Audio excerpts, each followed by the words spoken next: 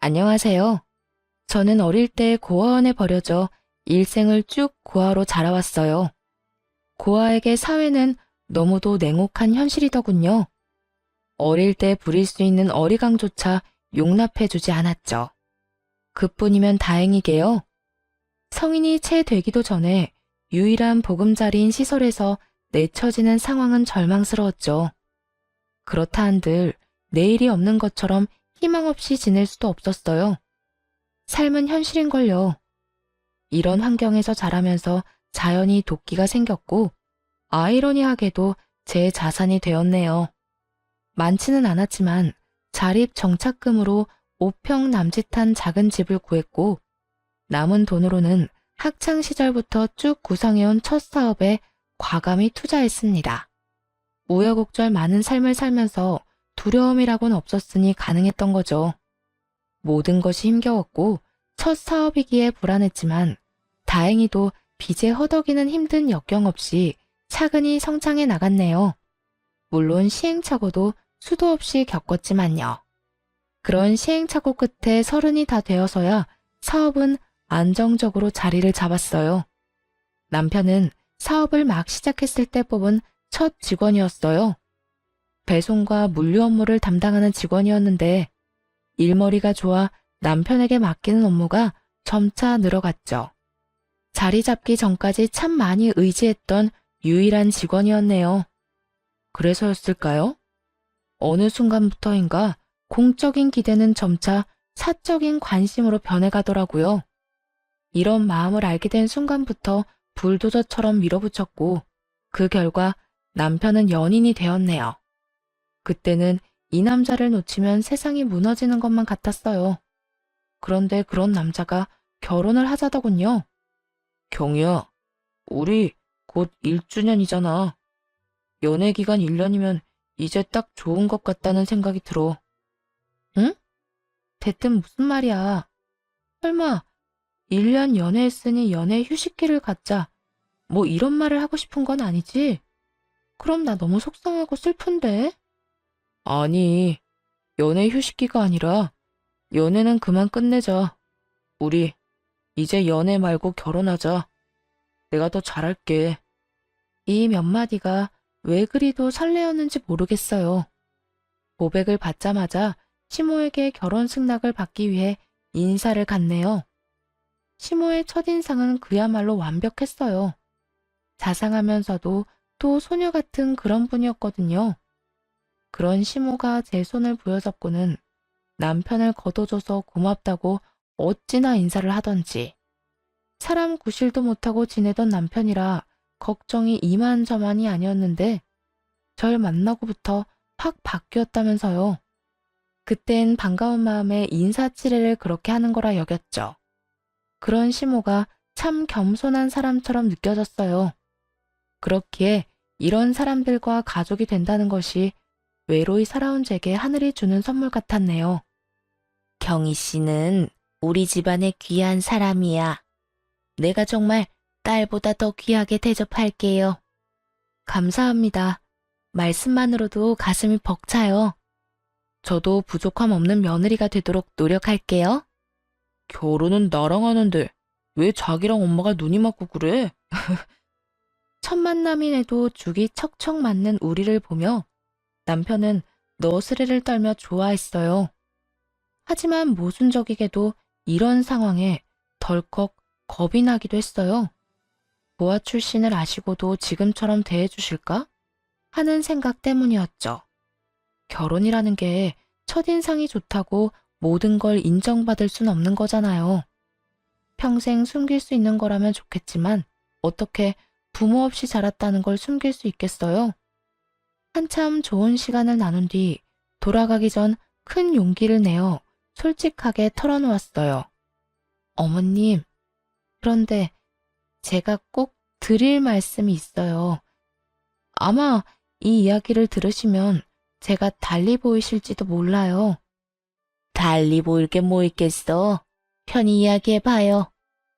저 고아원에서 나고 자란 고아예요. 낳아준 부모님이 어떤 분인지조차 모릅니다. 그런 저라도 가은 씨와 어머님의 가족이 될 수 있을까요? 시모는 이 말에 놀라 어쩔 줄 몰라 하셨어요. 하지만 놀람도 잠시 시모는 손을 포개어 잡고는 외롭고 힘든 시기를 이겨내고 이렇게 훌륭히 자란 게 대견하다고 다독여주더군요. 네, 시모는 고아 진경이가 아닌 사람 진경이로 봐주신 멋진 분이었어요. 하지만 시댁 식구 전부가 절 마음에 들어하는 건 제 욕심이었나 봐요. 남편의 하나뿐인 동생인 신우는 제가 고아라는 사실을 뒤늦게 알고는 반대했어요. 그래서 신우로 인해 결혼 전 마음 상한 날도 있었고요. 오빠가 뭐 부족한 게 있다고 고아랑 결혼을 해. 부모가 어떤 사람인지도 모르는 사람을 왜 가족으로 받아들이냐고. 너 말 조심해. 혼자 힘으로 열심히 살아온 사람이야. 네가 그렇게 함부로 판단할 수 있는 여자가 아니라고. 오빠는 창피하지도 않아? 어디 가서 대접도 못 받을 출신 여자를 아내로 맞이한다는 게. 아가씨, 저 아가씨 마음 충분히 이해해요. 하지만 고아라는 이유로 무조건 반대만 하지 말고 평범하게 느끼고 봐줬으면 좋겠어요. 언니라면 그게 될 것 같아요? 왜 우리가 언니 때문에 남들에게 손가락질 받을 일을 감내해야 하는데? 저는 창피해서 싫어요. 평범한 사람으로 자라지 그랬어요, 그럼? 신우의 말에 더 분노한 건 시모였어요. 그런 마음으로 사람을 대하면 안 된다고 크게 나무라셨죠. 그러면서 신우가 아직 어려서 표현이 서툴러 그런 거라며 너무 마음에 담아두지 말라고 위로해 주셨고요. 가연이 너 말 가려 못해? 엄마가 널 이렇게 가르쳤니? 뒷배경이 아닌 사람을 볼 줄 알아야지. 네가 한참 어린애도 아니고 이게 무슨 무례야? 엄마까지 정말 왜 이래? 언제는 부족함 없는 사람에게 시집장가 보낼 거라며. 그게 하나뿐인 엄마 꿈이라며. 그래, 부모 없이 자란 가여운 애지만 내 아들보다 부족함 없는 사람이 바로 경이잖니. 엄만 이 결혼이 너무 좋고 축복해. 그러니까 딸, 너도 그런 마음으로 축하해줘. 시모의 현명한 대처로 덕에 신우의 반대가 조금 누그러졌어요. 그리고 이런 말에 시모에 대한 믿음이 두터워졌죠. 남편과의 결혼에 행복이 가득할 거라 믿었고요. 신우와의 관계도 노력하면 서서히 좁혀갈 수 있을 거라고 기대했죠. 시댁이 마치 친정이라 여기며 살고 싶었거든요. 그런 마음에 사업장과 시댁의 중간 지점에 신혼집을 얻었네요. 시모도 자식들 사는 모습을 곁에서 살피고 응원할 수 있다며 좋아하셨어요. 이런 애정 어린 관심 덕일까요? 결혼한 지 얼마 되지 않아 임신하게 되었네요. 하지만 10길 물속은 알아도 1길 사람 속은 모른다고 하던가요? 마음 따뜻하고 정 많은 분이라고 철석같이 믿었던 시모의 민낯을 알기까지는 얼마 걸리지 않았습니다. 시작은 시모에게 첫 용돈을 챙겨드렸을 때였어요. 시모가 일하던 직장에서 승진하게 되어 선물을 해드리고 싶었거든요. 당시에는 시모의 취향을 잘 몰라 선물 고르기가 까다롭고 어려웠죠. 그래서 필요하신 걸 사실 수 있도록 넉넉히 용돈을 드려야겠다는 생각에 300만 원을 챙겨드렸어요. 금액을 보고 크게 놀라셨지만 그만큼이나 좋아하시는 모습에 뿌듯함을 느꼈죠. 그런데 처음부터 너무 큰 돈을 챙겨드렸던 걸까요? 그 후로 시모는 은근히 용돈이 필요하다고 표현해 오더라고요. 스카프가 다 낡았네. 이 나이에 싸구려를 할 수도 없고 2억 개 정도 있으면 딱 좋을 듯한데 어떻게 생각하니 아가? 그럼 백화점 가서 한번 보세요. 스카프 값은 어머님께 미리 보내놓을게요. 어머, 이래서 며느리가 최고라니까. 고맙다 아가.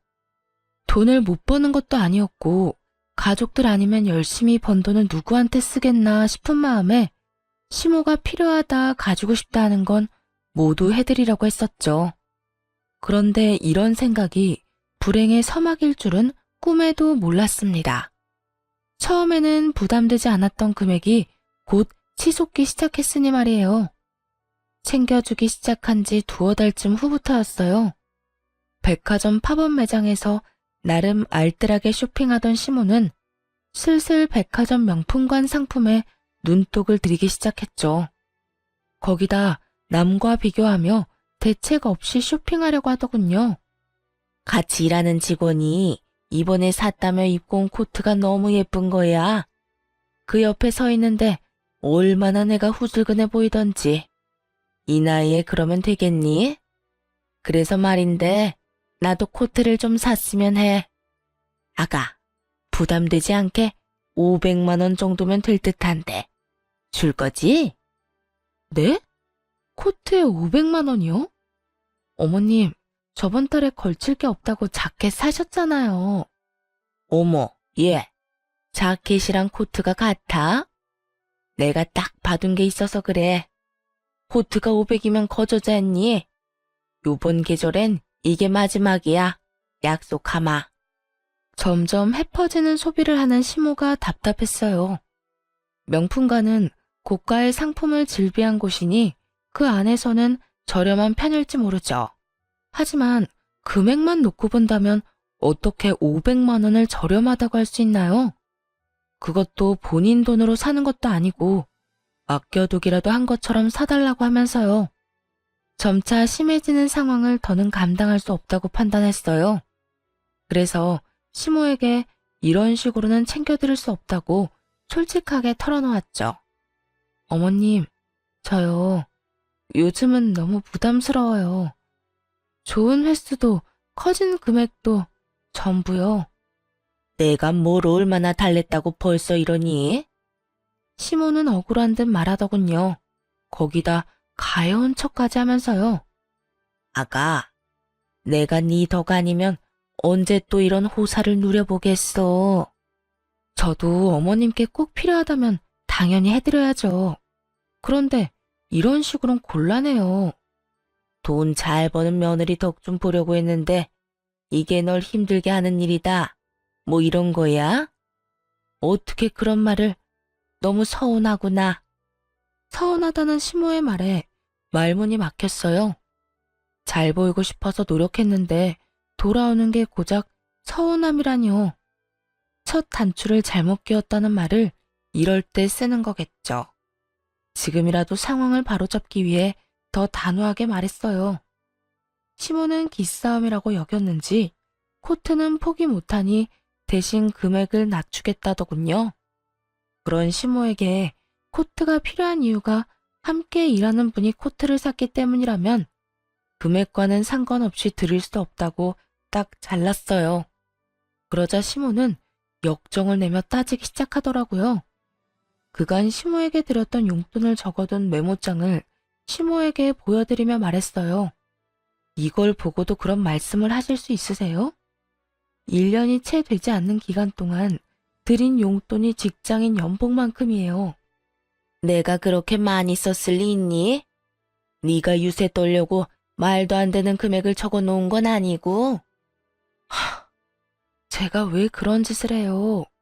저 어머님 용돈 드리는 동안 남편에게도 한 번 말한 적 없어요.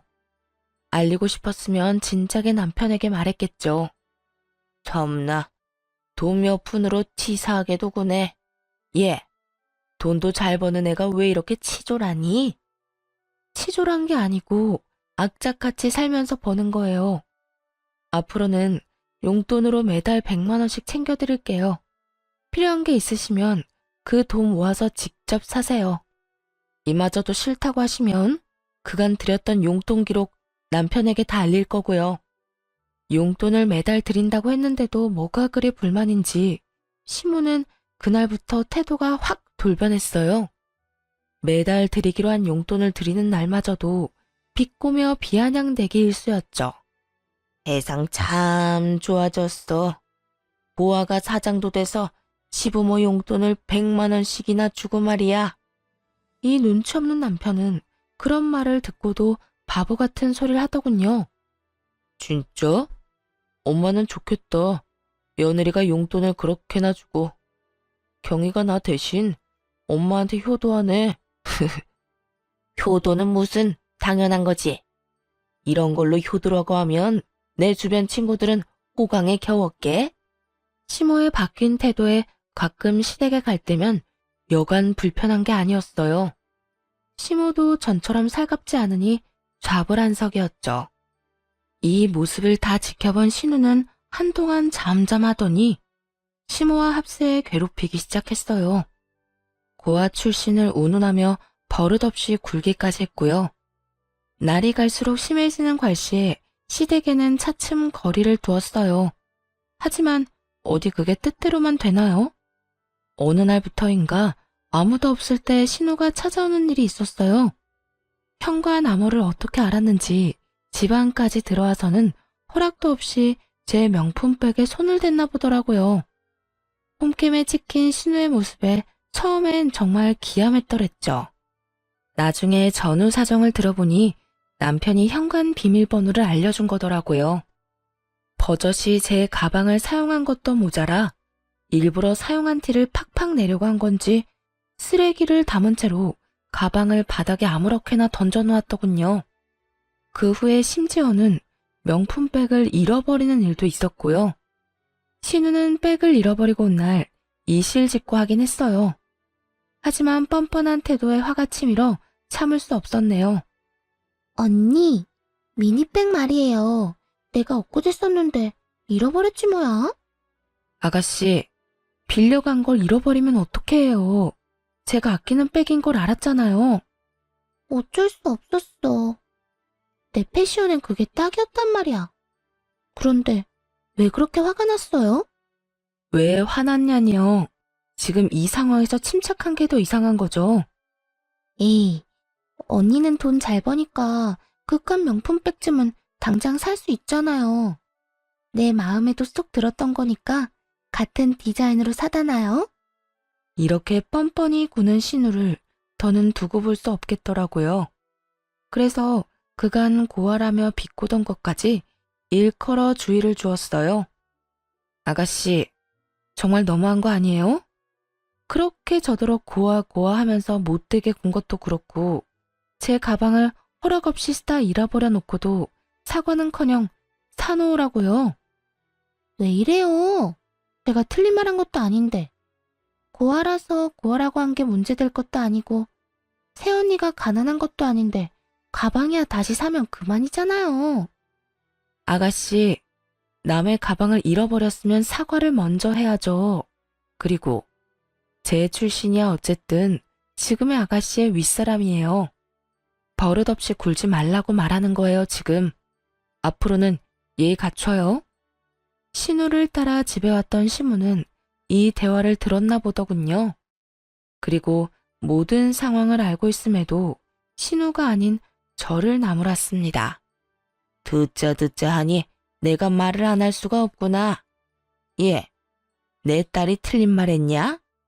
네가 고아인 건 사실이지 않냐? 네가 고아인 걸 네 부모 탓을 해야지. 왜 엄한 내 딸한테 성을 내? 너 그거 자격지심이야. 그리고 가방이야 또 사면 되는 것 아니냐? 그깟 가방이 뭐라고 니까지 깨를 혼내려 들어? 예, 귀한 내 자식한테 함부로 굴지 마렴. 알겠니? 엄마, 나 정말 속상해. 내가 뭘 그렇게 잘못했다고 이렇게 대하냐? 그치? 언제는 저도 이제 가족이라면서요. 가족이니까 아가씨가 잘못한 부분에 대해 말한 건데 제가 자격지심이네 하는 말까지 들어야 하나요? 이게 유치하게 편든다고 해결되는 문제인가요? 도대체 어머님도 아가씨도 왜 그러시는 건데요? 이날 알게 된 사실이 하나 있었네요. 제가 이 집에서 왕따를 당하고 있다는 사실이요. 이런 상황에서 남편은 입도 뻥긋하지 않더군요. 잘못을 하지 않은 제가 이렇게 몰렸음에도 말입니다. 상황을 이해해 볼 생각조차 하지 않았던 거죠. 그날 집으로 돌아와 놀러왔던 화를 터뜨렸어요. 왜 그 자리에서 가만히 있었어? 자기 가족만 가족이고 나는 남이라 이거야? 왜 내가 피해를 보고도 욕을 먹어야 하냐고. 왜 그렇게 열을 내? 내가 그 자리에서 자기 위한다고 끼어들었으면 편 나눠 싸우는 꼴밖에 더 듣겠어. 편을 나누자는 게 아니라 내가 잘못하지도 않았는데 자기 가족들한테 그런 대우를 받고 있으면 제지를 해야지. 자기 가족들이라니? 내 가족, 네 가족 나눌 일이야 이게? 그렇게 말하면 내가 서운하지. 집까지 와서 역정을 내야 해?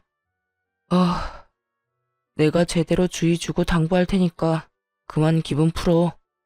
서운한 걸로 치면 나만 하겠느냐고 뒤집어 놓고 싶은 마음이 굴뚝 같았지만 작정하고 싸울 만큼 기운이 남아있지도 않았고 신우에게 당부하겠다는 남편을 더 잡을 순 없었어요.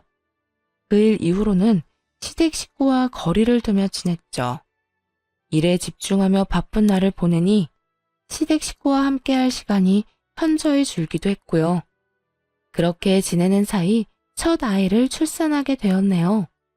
사업체를 관리하는 일을 남편에게 맡기고 아이에게 전념했어요. 임시적인 남편에게만 맡길 순 없어서 중대한 사항이나 결정은 제가 처리했지만요. 남편은 전보다 많아진 업무량으로 힘들어했고 또 버거워했어요. 대신 밖에서 고생하는 남편을 위해 집안 살림에는 손 하나 까딱하지 않도록 신경 써줬죠. 네, 독박 육아와 독박 살림을 해왔던 거예요. 이렇게 전투적으로 살다 보니 정말 힘겹더라고요. 아이의 돌 전까지만 참아보자는 마음으로 이 악물고 주부로 지냈네요. 그런데 아기가 10개월쯤 되었을 무렵 가족이라는 이 구질구질한 인간들을 인생에서 완전히 도려내야겠다고 다짐하게 되었습니다. 모전자전이라고들 하잖아요. 시모가 그랬던 것처럼 남편도 마찬가지더라고요. 여태 숨겨온 탐욕을 드러내기 시작했죠. 저를 대신해 사업체를 운영하던 남편은 자신이 회사 관리를 잘하고 있다는 것에 의기양양했어요. 그때까지만 해도 남편에게 깊은 고마움을 느꼈었죠. 자기야, 나 사업이 체질인가 봐. 요즘 일이 재밌다는 걸 느낀다니까. 그렇게 느껴줘서 너무 고마워. 내 목까지 해주느라 많이 힘들었을 텐데. 오빠가 잘해줘서 나도 내조를 열심히 하게 돼. 하지만 칭찬 몇 번에 이 얌체 같은 인간은 기고만장해져서는 제게 확인받아야 할 사항까지 멋대로 정하기 시작했어요. 결국 이로 인해 부부싸움까지 잦아진 것은 물론이고 이를 수습을 위해 애를 들쳐업은 채 뛰어다니는 수고를 해야 했어요. 그런데 이 남자 어쩜 이리도 뻔뻔할 수 있을까요? 남편은 자기가 잘하는 모습만 눈에 보이는 건지 자신이 원래 사업 수완이 좋은 사람이라며 매출을 운운하며 욕심을 드러내더군요. 당신 이번 매출 보고 받았지? 내가 1인 받고 운영하는 기간 동안 매출 확 오른 거 말이야. 응, 저번 주에 전달 받았어. 수고 많았어, 오빠. 그래도 주말까지 나가지 말고 하루쯤은 가족이랑 시간도 좀 보내줘. 애가 요즘은 부쩍 오빠한테 안 안기잖아. 나도 그러고 싶지. 그런데 잘 된다고 손 놔버리면 망하는 건 한순간이야. 말 나온 김에 하는 말인데 이참에 당신이 쭉 애 보면서 집안일해. 애도 나한테 잘 안 오는데 뭐. 내 내조나 하면서 편히 지내면 되겠네.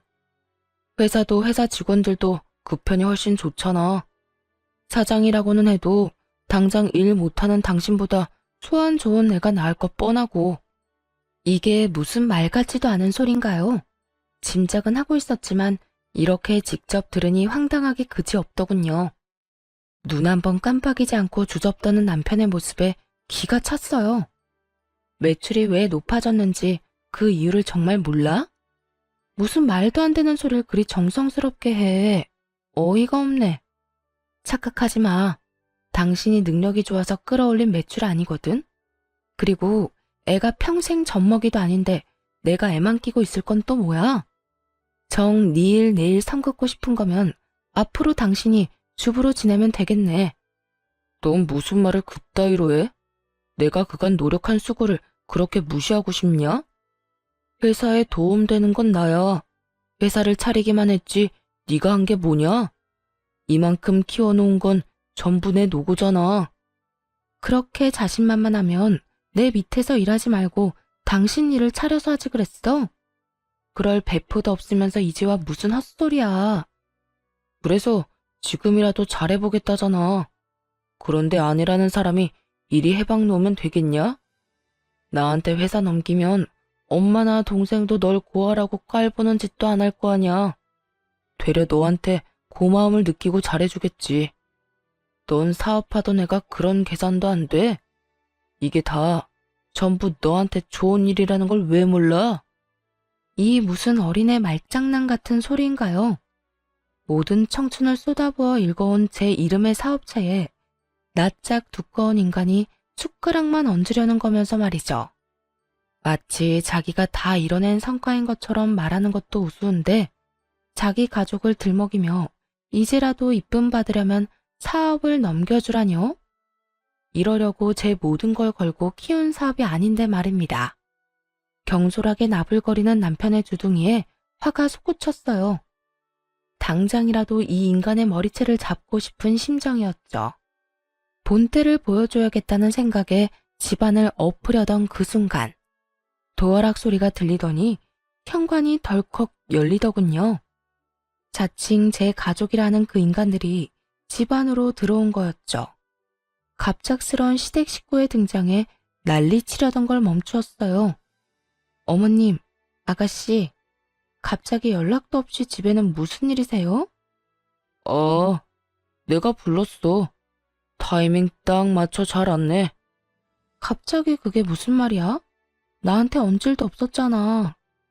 가족이 집에 오는데 꼭 말을 해야 해. 이 중대한 사항을 우리 둘의 의견으로만 결정할 순 없잖아. 그래서 가족 회의를 좀 해볼까 싶어서 불렀지. 놀러 오라더니 어떤 중대한 사항? 너희 무슨 일 있는 거니? 저는 물론 시모와 신우까지도 가족 회의라는 소리를 듣고 당혹스러워했어요. 남편만이 아랑곳 않고 말을 이어갔죠. 오늘 가족 회의 주제는 자신이 사업체를 넘겨받아 운영하는 것에 대해서라더군요. 이 말을 들은 시댁 식구는 눈빛이 싹 돌변하더라고요. 이렇게 뜸들일 게 아니라 어서 앉아 이야기를 나누자는 듯 손짓하며 자기들은 자리에 앉고 저더러는 과일을 좀 내오라는 시모. 그리고 신나서는 그 뒤를 따르는 신우까지. 그렇게 얄미울 수가 없었죠. 대충 과일을 챙겨가 앉자 남편이 입을 열었어요. 내가 경희사업체를 이름받아 운영하는 동안 매출이 많이 올랐어. 그래서 이참에 내가 일을 아예 넘겨받았으면 해. 경희는 나와 다른 생각이고. 다른 생각이라니? 남편이 일에 전념하겠다는데 반대라도 했단 거야? 이런 거면 당연히 네가 사업체 관리를 이어가야지. 어머님, 제 사업체예요. 이런 주제로 가족 회의를 한다는 것조차 말이 안 된다고요. 오셨으니 그냥 편히 쉬다 돌아가세요. 어머, 예. 말이 왜 안 되니? 막말로 고아가 사장인 건 말이 되니? 그런 사업은 어딜 가나 길을 못 펴요. 이참에 넌 네 애나 잘 키워보렴. 사업체도 키워봤으니 애는 더 잘 키우겠지. 남편 하는 일에 여자가 나서면 부정 타는 거야. 언니, 막말로 애가 이렇게 어린데 나가서 일을 하겠다는 건 애까지 힘들게 만드는 거잖아요. 그냥 오빠랑 엄마 말처럼 사업 넘겨요. 역시 엄마랑 가연이는 머리 회전이 빠르다니까. 다수결로 이미 정해진 거나 다름없네. 자기야, 그만 고집 부리자, 응? 저와도 가족이라던 사람들은 어디 갔나요? 자기들끼리 손을 마주잡고 호들갑을 떨어대더군요. 말도 안 되는 걸로 가족 회의를 한 것도 모자라 마치 제가 고집을 부리고 있는 모양새로 만드는 것이 참을 수가 없었어요. 단전에서부터 펄펄 들끓는 무언가가 치솟았고 약간의 이명을 느끼면서 이성을 잃고 고함을 쳤습니다. 이게 가족이에요? 자기들끼리 작당 모의에서 나 하나 쫓아내는 게 무슨 가족이냐고. 어머 얘가 왜 이래? 수작질이라니. 우리가 무슨 수작을 부렸다는 거니? 이게 수작이 아니면 뭔가요? 분명히 해두는데 내가 그 회사 사장이에요. 당신도 똑똑히 기억해. 그 회사에 다닐 수 있던 건 고용주인 내가 당신을 고용해 주었기 때문에 가능했던 거라는 걸. 자기 정말 미쳤어? 지금 위치가 어떤지 가늠이 안 가? 집에만 있더니 감이 떨어진 거냐고. 지금 그 회사의 실세는 나야. 실세? 미친 건 오빠 너겠지. 클릭 몇 번이면 실업자 되는 거 순간이야. 가족회의를 빙자한 수작질 작작하고 그만 돌아가세요. 당신도 나가. 이 집에서 당장 나가. 그날 그렇게 유일한 가족들을 집에서 내쫓았네요. 가족이라는 이유로 제 모든 걸 망치는 그 인간들을 두고 볼 수 없었으니까요. 그 후 남편 모르게 변호사를 통해 이혼을 준비하기 시작했어요. 이때만 해도 고부 갈등으로 이혼하는 식으로 계획했었죠. 그간 고아라는 이유로 괴롭혀온 시댁의 행실을 곱게 넘어가주고 싶지 않았거든요. 남편 역시 시모와 신우랑 하등 다를 것이 없었잖아요. 연애할 땐 고아가 대수라는 듯 대했지만 막상 결혼하고 나니 제가 고아라는 사실이 팩트라는 인간이니 말입니다. 사업을 하면서 생긴 성견지명 덕에 괄씹었던 내내 차곡차곡 모아둔 증거들이 수두로 빽빽했어요. 그러니 이혼 계획도 수월하게 준비할 수 있어 어려움도 없었죠. 이혼 소송은 꽤 기간이 필요하다고 하기에 그동안은 남편이 덕본 것들을 하나씩 차근히 빼앗아 오겠다 마음먹었어요. 자신의 탐욕이 불러온 파국을 온몸으로 느낄 수 있도록요. 가장 먼저 한 일은 제 회사에서 당장 해고하는 것이었네요. 물론 해고장은 남편이 지내고 있던 시댁으로 보냈고요. 아니나 다를까 그 서류를 받자마자 남편은 곧장 찾아왔어요. 비밀번호를 바꿔서 들어오지도 못하고 현관문을 두드리며 어찌나 고함을 쳐대던지. 야, 문 열어. 문 안 열어? 네가 뭔데 날 잘라? 내 회사야. 내가 이끌고 있던 내 회사. 니까짓 게 뭔데 날 잘라? 가소롭기 짝이 없었죠. 그 인간에게 대꾸하기 위해 인터폰을 눌렀어요. 네 회사? 주제 파악을 여전히 못하네. 잠깐 사장실에 엉덩이 좀 걸쳤다고 진짜 네 거라도 된 줄 알아? 내 청춘 다 바쳐서 내가 세운 내 회사야. 넌 그저 남의 것을 탐내는 도둑일 뿐이고. 더 소란 피우지 말고 돌아가. 사람 부르기 전에. 야, 진경이. 네가 어떻게 나한테 이래, 어떻게. 이러고도 우리 관계가 무사할 것 같아? 내가 왜 너랑 결혼까지 했는데? 내가 왜? 나랑 왜 결혼했는데? 고아인 내가 능력 좋으니까 어떻게 해보려고? 그런데 어떡하나. 내가 고아는 맞지만 사리 분별은 명확해서. 네 배가 아프다 못해 골맞으면 심내 난. 남편은 그 뒤로도 한참을 소란을 피웠고 결국 경비손에 이끌려 단지 밖으로 쫓겨났어요.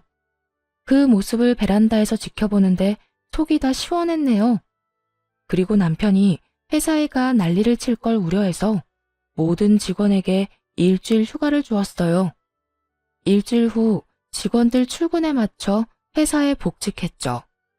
그런데 회사가 문 여는 날만 기다렸던 건지 복직 첫날부터 남편이 찾아와 대면하게 된 게 아니겠어요? 눈에 뵈는 게 없는지 저를 발견하고는 아이처럼 떼를 써대는 겁니다. 당장 해고전으로 모든 걸 다 돌려놔. 내가 무슨 이유로 잘려? 이건 부당해고야.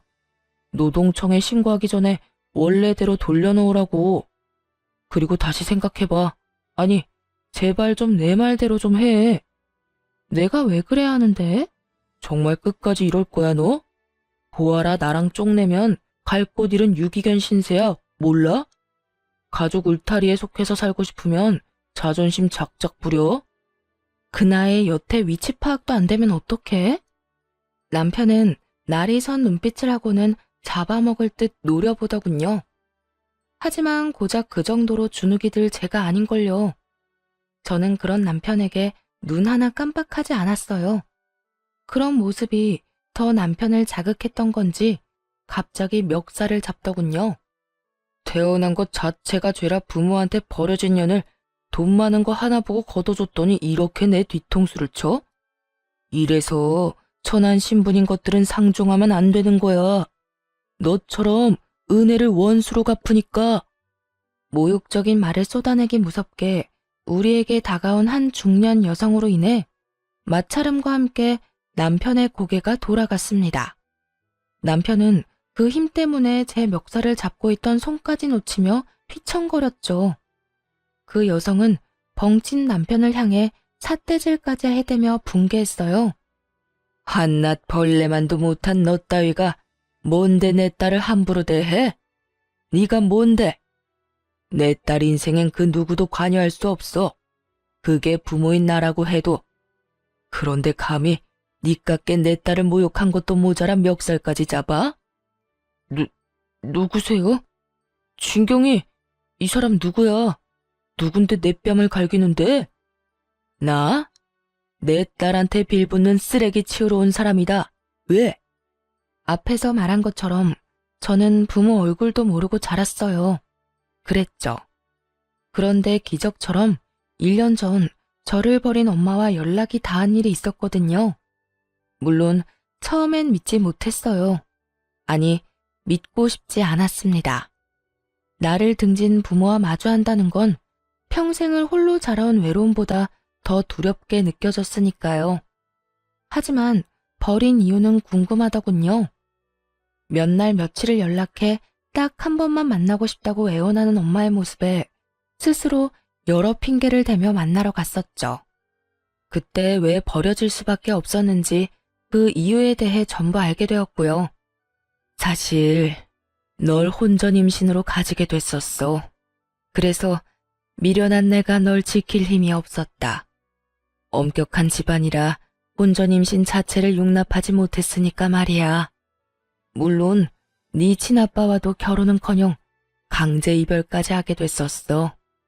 미안하다. 엄마가 엄마답지 못했어. 엄마의 부모이자 즉 제 조부모님의 완강한 반대로 인한 버려짐이었어요. 제 친부의 생사조차 모르는 엄마가 가여울 뿐이었습니다. 엄마는 저를 고아원에 버린 그날 자신이 완전히 독립해서 누구에게도 휘둘리지 않는 주체적인 삶을 살겠다고 다짐했다더라고요. 그리고 그 후 이 악물고 살며 사업을 일궜고 해외에 공장까지 두게 된 성공한 CEO가 될 수 있었다고요. 어쩌면 제가 엄마를 많이 닮았던 건지도 모르겠네요. 엄마는 조부모의 품에서 벗어난 후 저를 찾아 나섰지만 꽤 흘러버린 세월에 딸을 다시 찾는 게 쉽지 않았다고 해요. 하지만 저를 찾겠다는 일념으로 많은 비용을 써가며 백방으로 찾아다녔고 그 덕에 이렇게 재회할 수 있게 된 거였죠. 엄마는 이제라도 그동안 못해준 것을 해주며 저를 위해 살고 싶다며 눈물로 호소했어요. 경이야, 이 못난 엄마를 용서하라고 하지 않을게. 제발 네 곁에서 챙겨줄 수 있기만 해주면 안 되겠니? 이제 와서 절 챙겨준다고 뭐가 바뀌나요? 엄마라곤 하지만 당신은 제게 그저 낯선 사람일 뿐이에요. 버릴 수밖에 없다고 생각했던 그때 날 좀 가엾게 여겨주지 그랬어요. 무슨 수를 써서든 품어야겠다고요? 지금 말고 그때 날 책임져야겠다는 그런 포부를 좀 갖지 그랬어. 하지만 당시엔 원망과 깊은 상처로 엄마라는 존재를 거부했어요. 그렇기에 남편에게조차 친모를 만났었다는 사실을 밝히지 않았고요. 그리고 그 한 번의 만남 이후엔 만나려 하지 않았죠. 그러나 저 역시도 한 아이의 엄마잖아요. 아이가 크는 모습을 보며 많은 생각이 들더군요. 내 부모도 내가 커가는 모습을 보면 얼마나 좋아했을까? 나처럼 이렇게 행복하다고 느꼈을까? 하는 생각들요. 그러다 보니 서서히 엄마의 마음도 이해하게 되더라고요. 이제라도 내게 모든 걸 해주고 싶다는 그 마음 말입니다. 남편의 뺨을 대차게 날리던 그날은 엄마의 마음을 받아들이기로 결심하고 먼저 연락을 해 엄마와의 약속을 잡은 날이었어요. 사업을 한다는 걸 알고는 이 부분에서 도움을 주고 싶어 하셨거든요. 이런 사실을 알 리 없는 남편은 제 엄마를 앞에 둔 것도 모르고는 보아 운운하며 막말을 해댄 겁니다. 그날 엄마는 제 묵은 체증이 싹 가실 정도로 남편을 짓밟아 주었네요. 버러지만도 못한 놈, 인간 같지도 않은 네 놈이 내 딸에게 무슨 행패야? 내 딸 사업체를 탐낸다던 놈이 너지? 다시는 그런 꿈도 못 꾸게 해줄 테니까 각오해. 당신이 뭔데? 자식 버리고 떠난 사람도 부모라고 이제와 부모 행세야? 누가 그런 말하면 겁이라도 먹을 줄 알아? 겁이라고 했니? 너야말로 지금부터 겁먹어야 할 거야. 네가 이 회사에 다니면서 저지른 만행이 다 까발려질 테니까. 엄마의 말에 한 남자가 서류 봉투를 들고 들어왔어요. 그 서류에는 남편이 제 회사를 운영하는 동안 저질렀던 일들이 빼곡했죠. 엄마, 그 서류에 적힌 게 사실이에요? 야, 진경이, 널 버리고 이날 이때껏 모르고 산 사람이야. 저 사람 말을 믿는 거야? 네 가족은 우리뿐이잖아. 나를 믿어야지. 내가 그런 거 할 사람으로 보여? 어? 증거라면 얼마든지 보여줄 수 있어. 이곳에서 벌인 일이니까. 하늘을 손으로 가린다고 그 하늘이 가려지는 줄 알아? 오래 일한 직원들만 골라 임금 체불한 걸 평생 숨길 수 있는 짓이라고 생각했나 보지? 야가 빠진 네 놈이 고작 쓴 머리가 직원들과 내 딸의 돈독한 사이를 이용하는 거였다니. 직원들이 쓴 탄원서가 있다는 건 아나 몰라? 이래도 벌레 같은 네 놈이 부당해고를 당한 건가? 이런데도 네가 내 딸의 회사를 운영할 자격이 있느냐고. 남편은 이 모든 사실이 까발려지자 아연실색했어요. 곧이어 좀 전에 들어왔던 남성이 이번엔 또 다른 서류 봉투를 건넸어요. 그 봉투 안에는 엄마의 말대로 오래도록 함께 해온 직원들이 한자 한자 눌러 쓴 탄원서가 가득했어요. 그걸 보자마자 부들부들 떨리는 손을 힘껏 올려 남편의 얼굴을 내리쳤습니다. 파렴치한 놈, 어떻게 이럴 수 있어? 체불한 임금으로 설마 네 배를 불렸니? 어? 그 돈 다 어떻게 했어? 다 어쨌냐고? 남편은 자신의 만행이 탄로나니 곧바로 꽁무니 빠지게 도망을 쳐버렸어요. 엄마는 제 사업체를 돕기 위해 이전부터 많은 것을 조사했었고 그 과정 중 남편의 만행까지 알게 되었던 거였더라고요. 엄마의 말에 의하면 남편은 야금야금 떼간 직원들의 월급으로 시댁의 대출을 갚아준 것 같다더군요. 그 말을 듣고 어찌나 창피하던지 얼굴이 붉어졌네요. 그런 하찮은 인간을 그간 가족이라 여기며 믿고 의지했던 스스로가 너무도 미련하게 느껴졌어요. 이제 친엄마도 만나게 된 마당에 이런 지긋지긋한 악연을 이어갈 필요가 뭐 있겠어요. 곧장 준비를 해왔던 이혼 소송을 시작했네요. 엄마는 제 이혼마저도 도와주고 싶어 했어요. 한국에서 가장 유능한 이혼 전문 변호사랑 연결해 줄게. 비용도 엄마가 전부 대줄 거니까 넌 미련 없이 정리하는 것에만 집중하렴. 엄마, 괜찮아요. 내가 알아서 해. 나도 엄마만큼은 아니지만 능력 있어. 이미 함께 준비해오던 유능한 변호사도 있는걸요. 최고의 변호사라 할 만큼 유능한 변호사와 이미 이혼 준비를 해왔던 터라 엄마의 도움은 만료하고 그분과 이혼 소송을 이어나가기로 했어요. 남편은 뒤늦게 이혼 소장을 받고는 엄마가 있을지 모르는 회사 대신 집으로 찾아왔더군요. 그래서는 고작 한다는 말이 저와 살며 엄청 고생했다는 푸념이었죠. 아이 이야기도 전혀 없었네요. 너 나한테 어떻게 이래? 우리가 가족으로 거둬둔 아량은 생각도 못해? 이깟일로 이혼 소송? 너 진짜 미쳤어? 이깟일? 그럼 어떤 일로 이혼을 해야 하는데? 너나 네 식구는 내 가족이 아니라 그냥 나한텐 물의 배일 뿐이야. 이렇게 왔으니까 내 입으로 말할게. 우리 이혼해. 너랑은 이제 하루도 엮여있고 싶지 않으니까. 야, 내가 너랑 살면서 얼마나 고생을 했는 줄 알아? 너 내가 고생한 걸 알면 이렇게는 못해. 사장을 아내로 둔 내 서름을 네가 알아? 아냐고. 새삼스럽게 내가 사장이라 결혼한 거 아니야? 선택은 네가 해놓고 이제 와서 왜 이래 찌질하게. 그 서름 이제 훌훌 털면 되겠네. 나랑 이혼하고. 야, 진경이, 너 이제 네 엄마 만났다고 눈에 뵈는 게 없냐? 내가 그깟 회사 좀 넘겨받는 게 그렇게 싫어? 이런 이혼 소송 수작까지 부릴 만큼? 진짜 찌질한 건 내가 아니라 너지. 더 말 안 해. 이혼 소송 당장 취하해. 남편은 자신이 뭘 잘못했는지조차 모르고 있었어요.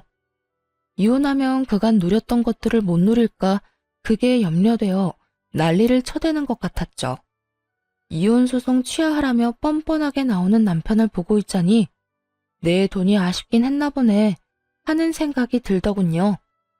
취하는 무슨, 하루빨리 소송이 끝나길 바랄 뿐인걸요. 오히려 변호사에게 연락해 남편에게 10원도 넘겨주지 않게 해달라고 했네요. 시모는 이혼 소송이 진행되고 있다는 사실을 늦게 알았는지 시간이 지나고서야 찾아와선 들들 볶아댔어요. 아가, 너 정말 이혼을 할 참이야?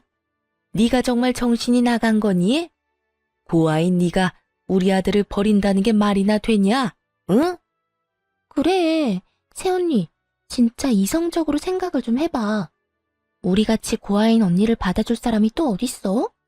설마 돈 좀 있다고 남들이 다 우리처럼 호의적일 줄 아는 건 아니지? 이 나이에 고아로 자랐다고 차별하는 사람 만나는 게 더 드물다는 거 모르세요? 제가 고아라고 써붙여 다니면 몰라도요. 그런 되지도 않는 걱정 말고 찾아오지 마세요. 곧 이혼 소송도 끝날 것 같으니까요. 이 인간들은 이혼 소송 끝날 것 같다는 말에 소스라치게 놀라서는 발등에 불 떨어진 양 난리를 쳐댔습니다. 넌 정말 끝까지 마음에 드는 구석이라고는 없구나. 다 끝날 것 같으면 이혼 그까짓 거 하렴. 나라고 고아인 네가 마음에 들어 잡아두려던 건 아니니까. 예, 부부는 공동재산인 거 알지? 재산 분할 제대로 해. 그래, 이혼 그깟게 뭐 흠이라고. 우리 오빠가 언니 대신에 회사 운영했던 몫까지 톡톡히 내놔요. 우리 오빠가 고아인 언니 데리고 살던 것까지 다 돈으로 갚으라고요. 그 밥에 그 나물이라더니 어쩜 남편이고 시댁 인간들이고 이리도 똑같을 수가 있는지 신기할 정도였네요. 재산 분할을 물고 늘어지며 한 푼이라도 더 떼가려고 혈안이 돼서는 그 이후에도 한참이나 찾아와 괴롭혀댔으니 말입니다. 하지만 제 목표는 이 쓰레기만도 못한 인간들에게 티끌만큼의 돈도 주지 않는 거였죠. 재산 분할은커녕 오히려 시모와 신우가 절더러 고아라고 무시하고 헐뜯었던 것과 그걸 보면서도 남편이 방임했던 태도, 그리고 남편이 제 재산을 탈취하려던 의도와 함께 직원들의 임금 체불과 그를 사적으로 활용한 것까지 얹어서 이혼 소송은 승소의 기쁨을 안겨주며 끝났네요. 그뿐이겠어요. 시댁의 못된 행실들 덕에 위자료까지 최대로 받을 수 있었답니다. 다 제가 읽어온 것이니 공동재산이랄 것도 없어 분할할 이유조차 없었고요. 그러나 이대로 끝낼 인간들이 아니었어요. 어떻게든 괴롭힐 요량으로 시모와 신우까지 합세해서는 양육권을 들먹이며 소송하겠다고 난리를 쳐대더라고요. 양심도 없는 년, 낯짝이 두꺼우니 이렇게 사람 물을 먹이지? 너 같은 것이 애를 키울 자격이나 있는 줄 아냐? 양육권 내놔, 양육권. 그 돈이라도 받아먹게. 제 자식을 사기꾼으로 만들고 싶진 않네요. 그리고 경제력도 없는 인간을 뭘 믿고 애를 맡겨요? 미쳤어요? 경제력이 없다니. 경제력은 네가 빼앗아간 거잖아. 네가 내 인생을 이렇게 꼬아놓은 거잖아. 돌려내. 돌려내라고. 사람이 이렇게 추잡스럽게 미치면 어떻게 해. 내가 빼앗은 게 아니라 네가 죄를 지어서 잘린 거야. 법원에서도 인정한 걸 아직도 이해 못해? 미련해서는. 뭐야? 야, 이년이 돈 좀 있어서 고아라도 받아줬더니 이제 있는 돈 없는 돈 다 빼앗아 가놓고 뭐? 다는 못 뺏겨. 내 손주라도 데리고 올 거야. 그런 줄 알아? 해보세요, 어디. 경제력도 없고 주 양육자도 아닌 남편이 뭘 할 수 있을지 저도 궁금하네요. 애 한 번을 제대로 안아준 적 없는 저 인간이 무슨 해볼 테면 해봐요. 아빠로서 자격도 없는 무능한 인간 딱지 제대로 붙여드릴 테니까.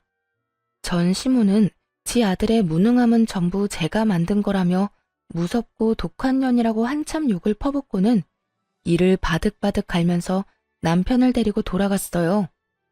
이렇게 찾아와 구질구질하게 굴었지만 양육권 소송에서 이길 수 없음을 알았는지, 그리고 더 싸워볼 자금도 없었던 터였는지 소송을 하진 않더라고요. 그래서 여기까지만 하고 참으려고 무던히 노력했습니다. 아이의 아빠이고 부모라는 존재가 얼마나 소중한지 잘 알기에 아이에게서 아빠의 존재를 빼앗을 생각은 없었어요. 하지만 이 기회마저 걷어찬 건 바로 전 남편이었네요. 첫 면접 교섭일, 아이가 너무 어려 함께 동행했거든요. 전 남편은 아이를 예뻐만 할 줄 알지 아이에 대해 아는 것이 없으니 어쩔 수 없었죠. 그런데 전 남편이 작정을 하고 나왔던 거더라고요. 대면하는 장소에 시모와 신우까지 대동해 나와 쇼를 해댔거든요. 자기야, 우리가 비록 서로 헐뜯으며 지저분하게 싸우긴 했어도 난 내 아이도 당신도 너무 소중하다고 생각해. 그래도 가족으로 얽혀 함께 나눈 정이 있는데 이렇게 허무하게 우리의 관계를 정리할 순 없잖아. 그래, 아가. 우리가 분한 마음에 너를 찾아가 못되게 굴었던 행동은 충분히 반성하고 있어. 든 자리는 몰라도 난 자리는 안다고. 네가 있을 땐 몰랐던 걸 너가 없어지고 나니 알겠더구나. 내 아들과 재결합해주렴. 더는 이전 같은 멍청한 짓 하지 않을 거야. 자기야, 엄마 말 진심이야. 우리 정말 반성 많이 했어. 아이를 생각해서라도 재결합하자. 내가 육아하고 당신은 그간 못한 일 원 없이 하면서 지내자. 당신 회사 탐내는 그런 바보 같은 짓 절대 안 할게. 전 남편의 말 한마디 한마디가 전부 황당했지만 더 놀라웠던 건 바로 전 시모의 태도였습니다. 어찌나 연기를 잘하던지 눈물 콧물을 흘려대며 이제야 제 소중함을 알겠다고 하는데 어찌나 어이가 없던지. 얼마 전 이를 바득바득 갈며 분노하던 모습은 온데간데 없더라니까요. 그뿐인 줄 아세요? 전 신우는 또 어떻고요? 다시는 고아 운운하며 비난하거나 얕보지 않겠다면서 휴지로 눈물을 훔치는데 그건 그것대로 가관이었어요. 언니한테 그동안 얼마나 무례했는지 너무 늦게 알아서 미안해요. 제발 다시 돌아와줘요. 돌아와만 주면 앞으로는 윗사람으로 깍듯하게 대할게요. 진심으로요. 자기야, 우리 가족이 이렇게 당신을 원해. 우리 정말 깊이 뉘우치고 미안해하고 있어. 나 당신 정말 사랑했고 여전히 사랑해. 없어 보니까 알겠더라. 그동안 잘못했던 거 재결합해서 함께하는 동안 열심히 갚을게. 나도 그리고 내 가족들도. 그러니까 기회를 줘. 전 시댁 식구들의 말을 쭉 듣다 웃음이 터졌어요. 한참을 웃자 서로 눈치를 보며 따라서 희죽거리더군요. 그런 전 시댁 식구에게 싸늘한 표정을 하고는 말했습니다. 이혼 서류에 잉크가 다 마르지도 않았는데 이게 무슨 개수작일까? 당신들이 날 고발하며 괄시했던 내용이 여전히 고스란히 남아있는데 정신 차릴 겸 한번 들려드릴까요? 진짜 대단들 하네요. 돈이 있다 없으니까 미칠 것 같던가요? 발칙하기 짝이 없네. 그러게, 있을 때 잘 좀 하지. 자기야, 무슨 말을 그렇게 해. 우린 전부 진심이야. 우리 가족은 널 그리워하고 있다고. 날 그리워해? 내 돈이 필요한 걸 누가 모르니? 고아 하더니 정말 저는 평생 고아로 살 운명인가 봐요. 나한테 이러는 당신들 꼴이 너무 우습고 천박해 보이니 말이에요. 다들 정신 좀 차리세요. 남 등쳐먹고 살 궁리 그만하시고. 이 말에 갑자기 전 남편은 오열을 하며 포효했어요. 그리고 곧 이러는 이유를 알게 되었죠. 내가 이 나이에 무슨 일을 할 수 있겠어. 너랑 헤어지고 땡전 한 푼 없는 몸으로 뭐라도 하겠다고 택배일 시작했는데 지금 그마저도 잘려서 일용직을 해야 할 판이야. 나 정말 네 회사 욕심내지 않을게. 제발 날 좀 받아주면 안 될까? 예, 우리도 위자료 준 돈 메꾸느라 너가 줬던 명품 백이고 옷이고 다 팔았다. 내가 이 나이 먹고 호줄근한 모습으로 나다니는 게 창피해 미칠 지경이야. 제발 내 위신 좀 되찾게 도와주렴, 응? 언니, 제발 사람 살린다 생각하고 우리 좀 받아줘요. 부탁이에요. 어찌나 돌아와 달라 애원을 하던지요. 하지만 그런 전 시댁 식구들의 모습에 동요하지 않았어요. 불쌍하긴커녕 되려 더 괘씸하게 느껴질 뿐이었죠. 마지막으로 제대로 짓밟아주고 싶다는 생각마저 들더군요. 참 다들 재미있네요. 안 하던 짓을 하니까 흥미는 좀 생겨요. 그런데 어쩌나? 당신들과 함께한 모든 날이 나한테 지옥 같았어. 그래도 그 덕에 부자 엄마와 연도 닿고 얼마나 다행인지 몰라요. 그런데 다시 재결합이라니 무슨 그런 끔찍한 소리래요? 부자 엄마라니? 아가, 널 버린 사람이 부자란 거야? 그럼 우릴 더욱더 받아줘야지. 고아인 널 이때껏 보듬어 줬잖아. 우리한테 보상해야 하는 거잖니? 보상? 이혼한 보상으로 내가 선물을 받긴 했어요. 엄마가 이혼 선물로 외제차를 뽑아줬거든. 저기, 저 차인데. 어때요? 멋지죠? 당신들 재산 다 합쳐도 못 사는 차인 건 알아보려나 몰라. 가리킨 차를 보더니 전 시댁 식구들은 놀라 입이 떡 벌어지더라고요. 그런 전 시댁 식구에게 한 번만 더 양육권이네 재결합이네 하면서 심기를 건드렸다간 이렇게 깔끔히 끝나진 않을 거라는 말과 함께 양육비도 됐으니 애볼 생각은 추호도 말라며 엄포를 놓았어요. 참, 어차피 양육비 줄 형편도 못 되지? 그래, 그 돈 평생 주지 마. 너 같은 아빠를 둔 창피를 내 자식이 감내하느니 아빠 없다 생각하며 사는 게 낫지 않겠어? 네 생각도 그럴 거라고 생각해. 그럼 다신 보지 말자. 제 말 허투루 듣지 마세요. 예, 아가, 안 된다. 그냥 이렇게 가면 안 돼. 제발 이렇게 모질게 굴지 말아주렴. 제발. 자기야, 생각을 좀 돌려줄 순 없어? 어?